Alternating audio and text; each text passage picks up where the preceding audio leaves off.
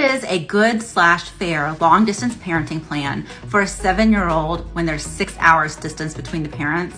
The best long distance parenting plan for you really depends on a lot of the specifics of your situation. For example, do the parties each have work schedules where they would be able to drive halfway on a Friday afternoon? Do they have enough money to fly the child when the child's old enough to fly as an unaccompanied minor? And before then, do they have enough money for a parent to accompany the child on a flight? Do each of the parties even live close to a major airport because maybe it's just better to always drive? Here are a few general things to consider. Typically in Georgia, both parents are going to share some of the burden of helping with travel. Sometimes a parent wants to say, well, the person who moved away, they need to figure it out. And I don't see judges do that. If driving makes the most sense based on the geographic location of the parties, then I would look at how can we make it work where we meet in the middle to exchange the child. My personal opinion is that 6 hours of travel is too much travel time for a regular weekend. I myself wouldn't want to have to travel 6 hours on a Friday and then again on a Sunday. But that might not be so bad for long weekends. So I would take a look at the school calendar,